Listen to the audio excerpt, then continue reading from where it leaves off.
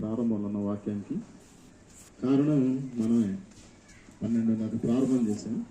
లేటుగా వచ్చాడు కనుక లేటుగా వదిలిపెట్టడం ధర్మం. అది కనీసం 2:30 వరకన్నా మన వాక్యం వినకపోతే మన తృప్తి ఉండదు. కనుక 3 గంటలకి భోజనానికి మనం వెళ్దాం. మీరు ఎవరు టెన్షన్ పడద్దు. చాలామంది ఇసురుకుంటా ఉన్నారు కదా, చెమట, ఉక్క, వేడి. ఏదేమైనా 1:45కి కార్యక్రమాన్ని ముగించడానికి ఇష్టపడదాం. ఈ 15-20 నిమిషాలు మీరు అందరూ సహకరించండి. ఎవరు అటు ఇటు తిరగకుండా దేవుని మాట వినడానికి సిద్ధపడాలని తెలియజేస్తూ, మన మధ్యలో గిద్దలూరు ప్రాంతం నుంచి మన మధ్యకి సహోదరులు వచ్చారు. ప్రసాద్ గారు ఏసై గారి యొక్క బ్రదర్ అని తెలియజేశారు. వారు ఒక 10 నిమిషాలు దేవుని వర్తమానం మనం అందిస్తామని తెలియజేస్తూ వారికి సమయం ఇస్తున్నారు.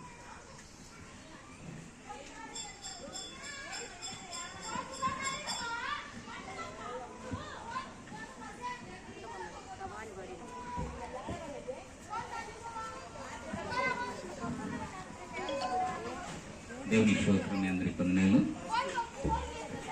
మొదటిగా మేనమామగారు, మేనమామ తర్వాతని మా అమ్మ. ఆడవాళ్ళలో మా అమ్మ పెద్దది, మా మామగారు ముగ్గురు. చిన్న సాక్ష్యం ముందుకొని వాక్యం. మా ఇంటి పేరు వచ్చేసి మట్టెమల్ల. మా అక్కగారిది కూడా, ఆయన సతిమణి, ఆమెది కూడా మట్టెమల్లని. మరి మా మేనమామ గారు ముగ్గురులో మొదటిగా మరి ఉద్యోగం వచ్చినది ఈయనకే. ఈయన దీన్ని ఏమంటారు, గ్యాంగ్ అంటే చాలా కష్టమైనది. ఈ స్థితిలో ఉన్నప్పుడు మా పెద్ద మామను కూడా ఆయన కొంతకాలం నడిచింది, అక్కడ పిలిచింది. నేను అక్కడ కాలేను అయినా.